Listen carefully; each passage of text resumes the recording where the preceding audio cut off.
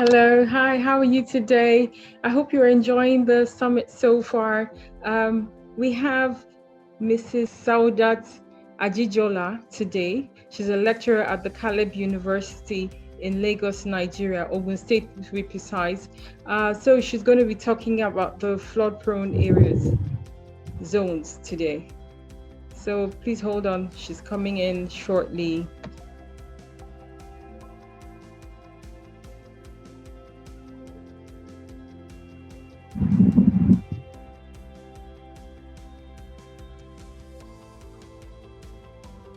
Hello. Your volume. Check it.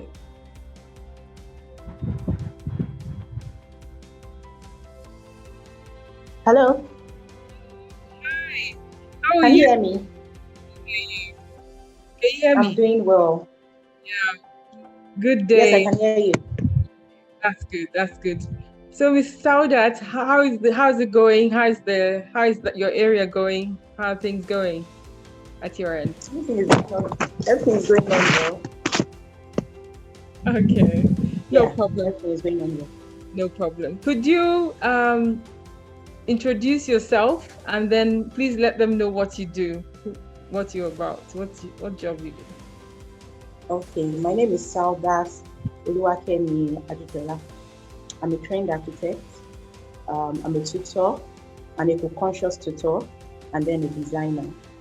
I schooled at the Federal University of Technology, Akure, and I have invaluable experience in architectural design consultancy, facility management, project management, property management, teaching and research.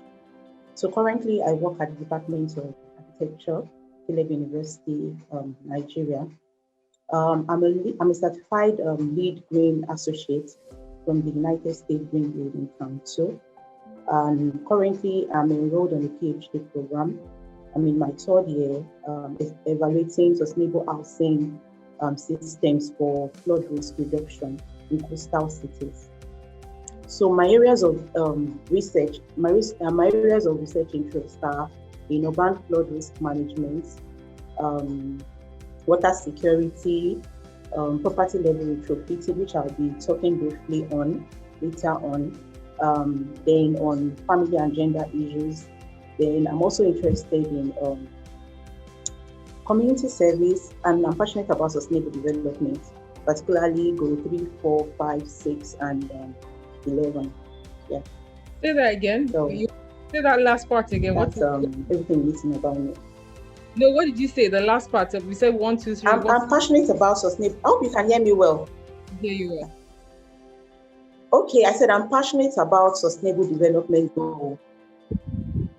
Yeah. Yes, You said something about particularly 1, 3, 2, 4, 3, 4. 5, 6, and 11. I didn't get you, and that means the ideas wouldn't get you. What is that? What was that about? The 1, 2, 3, 4. What's that? Yes, I said I'm passionate about sustainable development. Can you hear me now? Yes. I'm passionate about the SDGs. Okay. For those that don't know what is SDG, what is SDG? So goal 3. Okay, the SDGs is Sustainable Development Goal. There you go. So there are about 17 goals. Okay. Yes, I'm passionate about 3, 4, 5, and 11. There are different goals, and then they are targeted towards different areas of life. Like goal 3 is about good health and well-being. Goal 4 is about education, quality education. Goal 5, it's about gender equality. Then goal 6, I think I'm not mixing them up. I know goal 11, the final one, is about sustainable communities or sustainable built environment. Yeah. Beautiful. You are speaking my language, because that is my passion, and I hope to start doing designs towards that aspect. And as you said, just making life better for people. When you're designing, you're thinking of the people in mind and your comfort level and their comfort level, whether they know it or don't know it, unknowingly or knowingly. So to make things better for us generally. Yeah. Yeah, that's true. Yes. So yeah, do you want to go right into your presentation, then talk from there? Sorry, Okay, I'd let let me you share change the your screen slide. now. I'll let you share your screen. Okay, you can share your screen now. Hold on, just hold on.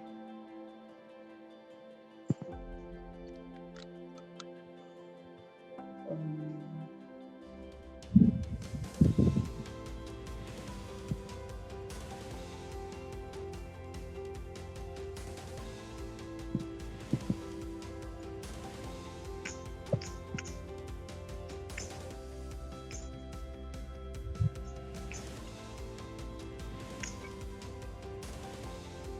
just hold on. Please hold on. While you're sorting that out, maybe you should. Okay, okay, no problem. Okay, just hold on.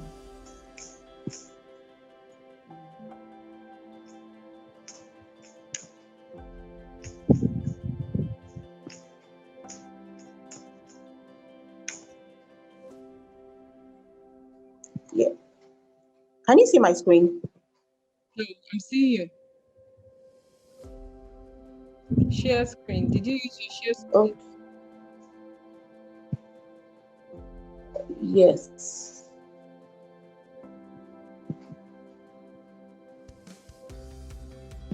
Okay, can we just go to the other questions while I set up um the presentation? No, just carry on. Do it. We'll edit it out. Okay. Yes. I don't know why I can't share my screen.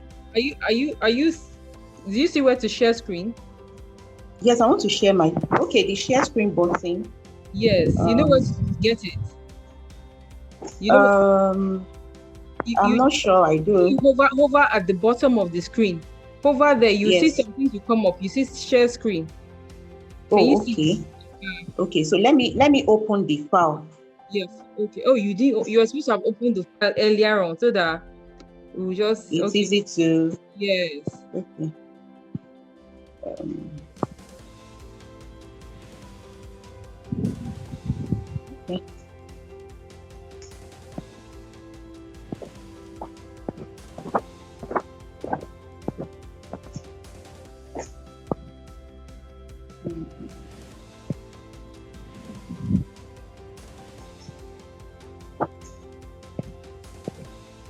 Oh, sorry.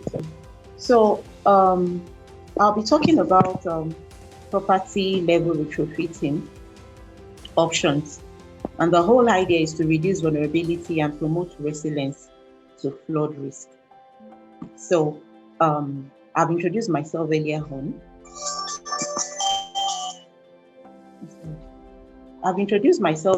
So we just go straight to flooding, introducing us to the topic. I said from the slide, okay, the next slide. Sorry, can you make your Floods are the screen most. big? Your screen is small. No, not Okay, like because that. I'm working on the phone. Is it on your phone? Okay, okay, just leave it the way it was then. Okay. Leave it. Okay. I'm on the phone. All Okay. right. So yeah. Okay. Okay. Yeah. So let's go into the introduction. Floods. Floods are the most frequent disaster threatening urban security and community well-being. Flood is a global threat to environmental sustainability, in the sense that it has no restriction to time or place.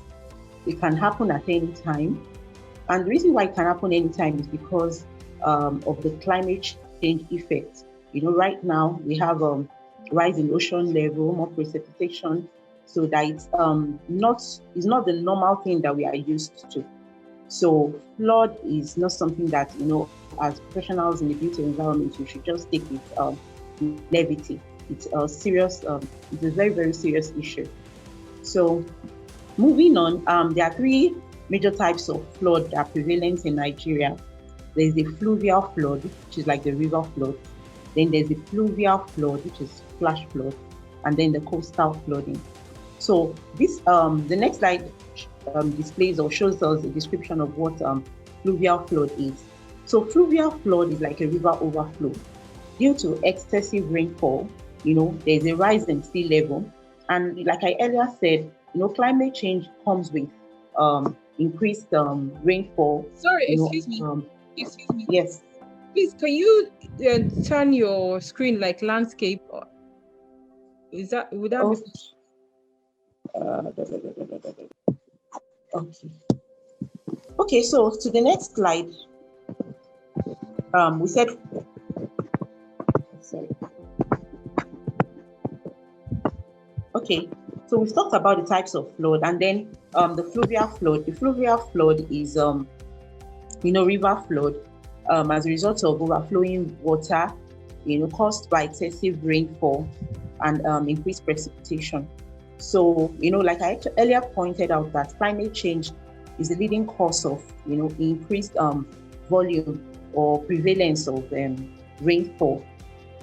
So that's fluvial flood. It's just an overflowing water, into the built environment. Then the next one is the pluvial flood. So the pluvial flood is the flash flood. Now, the flash flood is majorly as a result of urbanization, increase in volume of houses in the built environment, and also increase in the amount, or let's just say surface ceiling. That way everybody can understand what we mean by surface ceiling. We have like a lot of impermeable surfaces, built up areas where vegetation should cover. Now we have houses, roofs, hard surfaces and the likes. So rather than water, having a free channel to move around, it's the natural flow, or the natural channel has been distorted, by things that have been built up in the environment, houses, infrastructures, and then on and on. So the next one is the storm surge, which is the coastal flooding. Majority of people in Lagos have experienced this type of flooding before, from the bar beach, from the Atlantic. So it's just as a result of the storm surge. So I think those are the three major types of flood prevalence in Nigeria. Then what are the causes of floods? Majorly, there are two causes of floods. We have the anthropogenic factors, and then we have the natural factors. Now, under the anthropogenic factors simply still showing means... us coastal flood. Is the next page? Oh, okay. Yeah. Okay. So anthropogenic factors majorly means human factors, human-induced factors, like increased urbanization, which I discussed previously, then bad farming practices and deforestation. So let me just talk about deforestation. Deforestation, there's something about from the image that you can see on the screen, there's a tree. Now, one thing about deep-rooted trees is that they absorb water, excess surface water. But when trees are cut off, the water that is supposed to be absorbed by the root system of these trees are like freely moving in the soil. And with time, and then of course with increased surface ceiling too, the water is not able to penetrate. It just flows on the surface. So that's what causes another major cause of flooding, which is man-made. It is as a result of human activity. Then urbanization. Under urbanization, we look at things like rural-urban migration, because our cities are getting urbanized like almost every day. People are moving in from the rural areas into the into the city, and as a result of that, there's a pressure on delivering more housing, more infrastructure, and all that.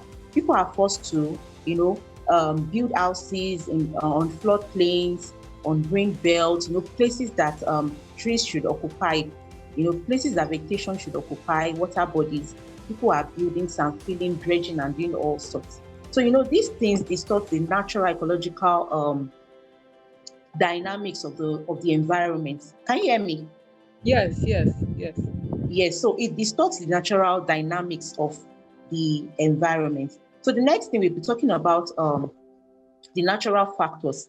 Under the natural factors, we have the rainfall intensity, which is directly linked to climate change, because that's the big thing we are dealing with right now. Then vegetation cover and topography. The vegetation cover, which I've mentioned, few minutes ago, and then topography, natural slope. Like Lagos is a naturally slopey terrain, and is below the sea level. So for a place like Lagos State, flooding is sort of natural to Lagos by virtue of the natural topography. I don't even understand what I mean. You can ask me any question, Yes, please. of course, of course. Yeah. So by virtue of the natural topography of Lagos State is naturally prone to flooding. And at this point, I'd like to say that flooding is not a bad thing, though it's a problem. It's an environmental problem, but it's not a bad thing because usually flooded areas allow water to recycle, get itself back. Allow me use that word, preserve the quality, recycle itself and all that. So there's usually a place like a green belt in our environment that allows water to rejuvenate. So, that's that on the topography. Then the soil type and the depth. Usually soil that are loose, of course, won't absorb water. So, and then high tide with storm, which we mentioned earlier on, and then climate change. All these things are directly linked to climate change because climate change will bring about more rain. And that's like the new normal that we are in. So we'll go to the next slide. Why are buildings vulnerable? Buildings are vulnerable because, number one, of planning and design deficiency, and then wrong choice of materials and finishes. Now, under the planning and design deficiency, planning and design deficiency in the sense that as architects, as professionals in the built environment, one of our major responsibilities is building performance. How well is this building doing in terms of occupancy? So, a building, looking at what a building is like a shelter from harsh environmental condition. So the primary function of the building is in terms of the performance, providing and protecting, protecting the occupants from harsh environmental condition and making sure that whoever is in that building is safe and secure. So that's like one of the major function or the primary function of buildings. But most times, when we design, let me talk about it now. Most times when we design buildings, we design it in isolation. We don't look at the realities of our day. And, as architects too, flooding is always ignored. So the reality of our what? We don't look at the reality of what? Of our day, the reality of our day. I didn't get that. Like, the reality of our day, or the reality of our time. Of our day. Of our time. The reality of today. Thank you. We don't consider the reality of today. And what do I mean by that? Most of the typical design considerations that we are used to are like lighting, circulation, fire escape or fire safety, all those kind of design, and then the list goes on and on. We don't consider flooding as a design consideration. And can you hear me? Yes, I'm hearing you. Yes. And the reality of our time is that flood is going to be around for a long time. So it's high time architects start incorporating flooding as a major design requirement when designing. Then another thing is there's something we call integrated design process. And what that means is that a lot of our, of course, architectural practice are using that now.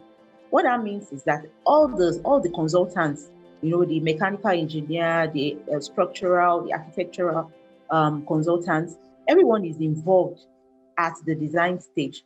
So, they are finding solutions to all the problems together. Not like the architect will work single-handedly and then pass his drawing to the structural engineer, and then the structural engineer is working in isolation, and then when he's done with his work, passes it to the mechanical. And at the end of the day, there's a lot of problems that won't manifest at that time though until you get to site or after construction.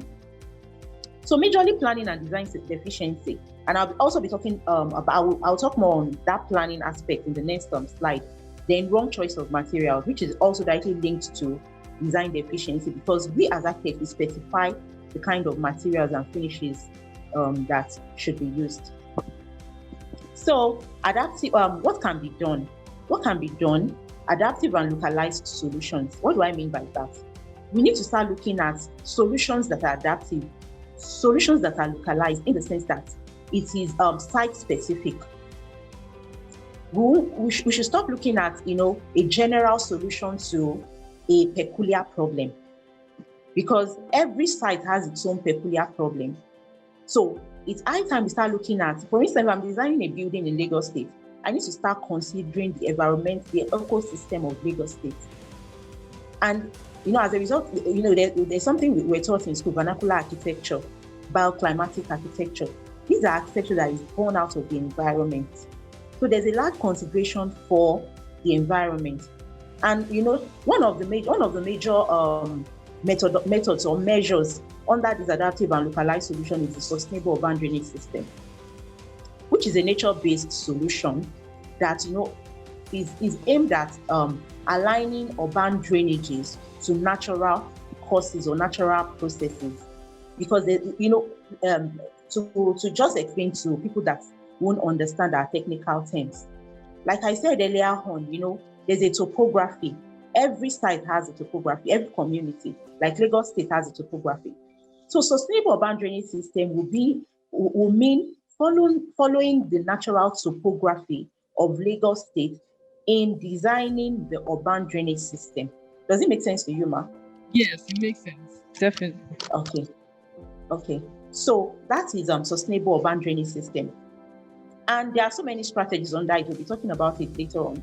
And then the second one is property level retrofitting, which can be, used at the household level. The sustainable urban drainage system can be used at the communal and then at the household level.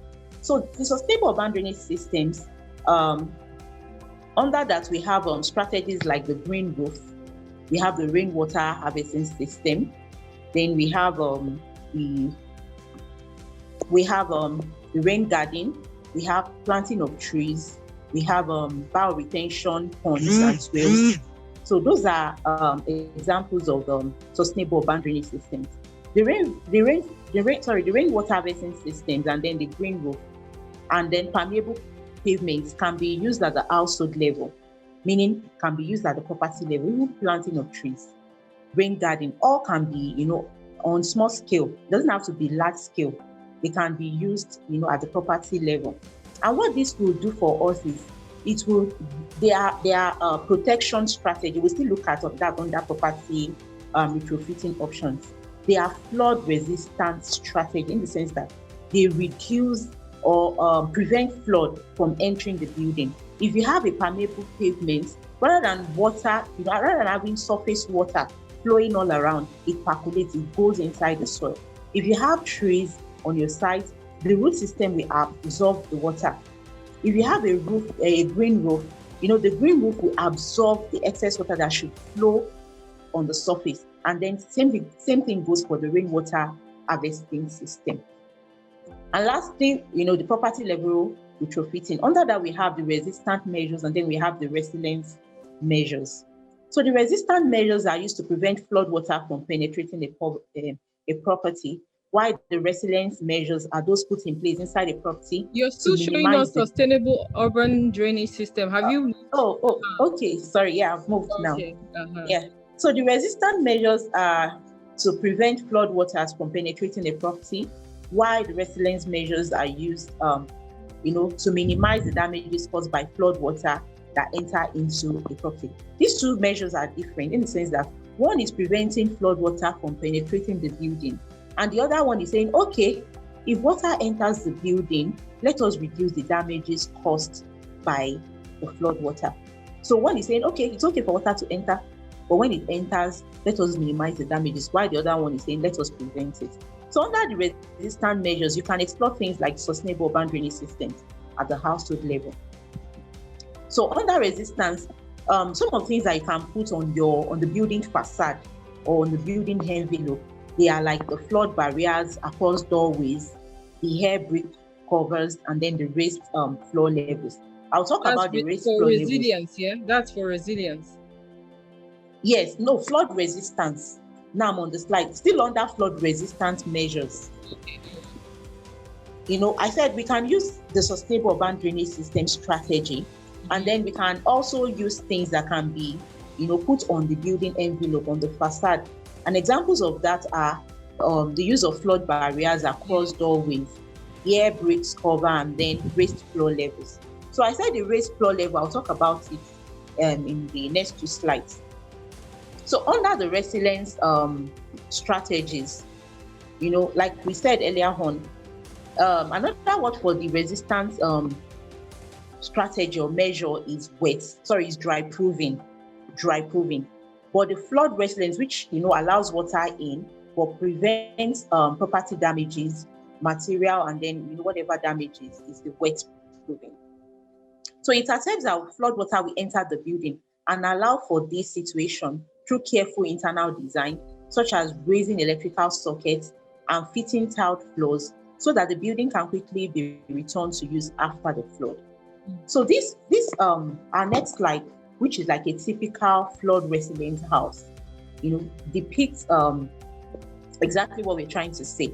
So on this slide, I'm sure if you can zoom in, you'll see closed cell insulation on the wall, then wall-mounted TV. So our typical design of not considering flood as a requirement will change, because right now we'll start looking at putting important documents on the upper floor, raising electrical sockets, having a standby pump, a sump pump, tiled floor, plastered board, raised socket, like I said, and then the list goes on and on. This image explains everything.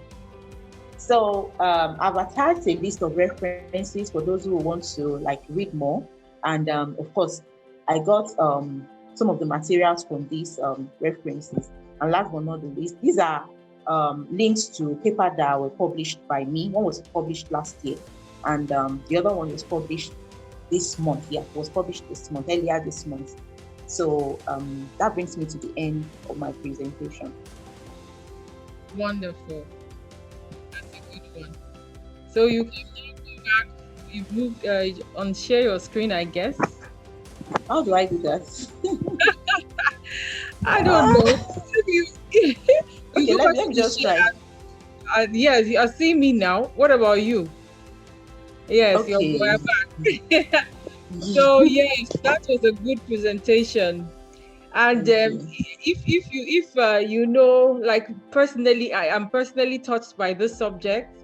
My parents' house that I designed and we built in Kaduna, it's actually below the water level. So we have so much of these issues that you're speaking about. And it's good to see that someone is actually tackling it head on. I'm very impressed, and I'm sure we'll have to work together and see, because we still tomorrow. The house is lovely, so much green and everything, but when it comes to the raining season, then we have to start, as you said, move things up, this and all those kind of things. Sometimes they have to leave the house, but the area is lovely. So you are stuck between your love for the place and the practicality, if I may say so. So yeah, it's a good one. It's good. Well, Thank thanks for you. the subject. Yeah. So yeah, so well, moving from there, so as not to take too much time, what would you say is your biggest strength? Okay. My biggest strength is my versatility. I hope I'm correct. Versatility. Okay, versatility, and I'm gifted with simplifying complex issues. Mm, So I have an analytical mind. Those are my strengths. I can analyze things very well. beautiful. Good. That's good. So what would you say is your biggest weakness? Ah, these plague traits. I hide my emotions a lot. Okay. Okay. Why do you hide your emotions? Well, I'm trying to, I don't know. This is just natural to me. Fear of being hurt? But I'm Or you just why do you think you hide your emotions? well, maybe because growing up, I went to a boarding house, so you're on your own. So I learned independence at a very, very long, early stage. So I'm always on my own, like taking care of myself. when you're in school, when those seniors send you all those their whatever, go and get me a bucket of water. Like on a typical Saturday, about 10 seniors will say, go and fetch me a bucket of water, and you're like, who will you report them to? So you like, so Yeah. I learned to live, to understand, and then to just let life go. As in, let's just be, as long as we are fine, everything will be all right. Mm. I went to a boarding school, but I didn't take that. That wasn't my. I didn't see it as hiding myself. But I learned not to gossip, not to talk too much, because they will take the one thing you said and then spread it, and they were all talking. So yeah. So well, so if I ask you, I know we've spoken on floods, but basically, this is all about materiality. This program and doing things in the right way. So I was wondering if I will ask you with regards the finishes. Are you your wire or something is on the screen? Okay. Okay, yeah. So if I ask you, what is your take? How do you see the finish in Nigeria with regards, in the construction line? Are you comfortable? Are you happy with it? Okay. Well, my take on that is, number one, I've seen good ones and I've seen bad ones. Mm, mm, So, and what comes to mind, when you see the good ones is maybe the client has a taste for quality things, mhm, and as a result, he has contracted the right people to do the job. mm, And then mm, when you see the bad ones, you can tell that somebody cut corners to mm, achieve that. mm, So it's all about. I won't say our construction professionals are not exposed. I won't say that, because I've seen some top-notch jobs done in Nigeria, and then I've seen some poorly done work as well. So what I would just advise is that we should try as much as possible to get the right people to do the job, based on recommendation.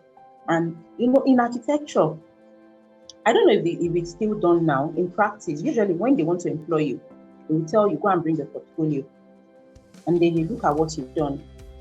So if you are giving people jobs, make sure that they've done quality jobs before, mm. and then Experience. that way you are yes, they have the experience, and then they've done it, done it before. They have a pedigree for doing quality jobs. Yes. There are some people that will just want to cut corners and then do rubbish. No, though our society encourages that because everybody wants to make money. Mm, And it brings us to accountability. As stakeholders in the built environment, we need to be accountable for whatever we're doing. Bearing in mind that you will leave the site, but your work remains, and it will always be a reference point to to your product or to what you can do. So I think that's just all I have to say about the quality of finishes. We can mm. do a good job. It's not as if we can't do a good job. We can do it because it's been done, in different parts of the country. It's been done. So let's just give it whatever it takes and do the good job. Yeah. Okay, that's a good one. So where do you see yourself in 5 years' time? Maybe a professor. Because you're working on your PhD. So Yeah, yeah. I'll be done with my PhD by then, be a postdoc too. And then I hope to be a consultant, consulting for state governments on flood risk management, oh, and beautiful. consulting for you as well. Yes, yes, he's a good one. Yes, because to have experts, it's good to have an expertise, be known for something. So yes, it's a good one. It's a good one. What book made an impact to you? Since you're a professor, now I know you read. Oh, since you're in the line to be a professor, I know you read. So let me ask you that. Okay, I'll give two books. Number one, the Bible Okay. is like a guide to life, living a good life, Mm, living a mm, life of excellence. Everything you want, everything you want to be, there's a guide in the Bible to, you know. But the Bible provides a guide actually to live a good life, to live an excellent life, living life. And then secondly, as an architect, the architect's data. Okay. So you are just focusing on yourself and your architect, just you. You're thinking of just your like minds. Okay, that's a good one. That's a Yeah. good one. Yeah. So, what would be your what would be your advice to the young ones, the youths of today? What would be your advice, going forward? Okay, my advice is anything is possible. We define our possibilities. As long as you put your mind to it, you can achieve anything. You know, whatever you want to become in life is all in your hands. You can be anything you want to be. So quit making excuses. Focus on what you have to do, and of course, everything will align and work in your favor. Thank you. That's a wonderful one. I'd like that closing. So I hope you give us permission to give our audience the slides that you just presented. Yes, I do. Thank you. So it was really good talking to you, and I hope our audience have gained a lot. Audience, I would like you guys to please register for our platforms on Facebook and LinkedIn, all on building. Can you help me there? Building Industry Entrepreneur Series, yeah. So please, you guys should go and should log on, should register, and then as well give us your feedback on that. So thank you. So you Okay. can get everything. If you're not registered, you will get some. You might get the link. You might not get this. You might not. So you need to be concise and focused. Yeah. All right. Thank you so much. Saudat, it was good having you. Thank you so much. I hope Same you here. Same here. Thanks for the platform. will be available for us if we call you on you again. Definitely. Have a lovely day. And you too.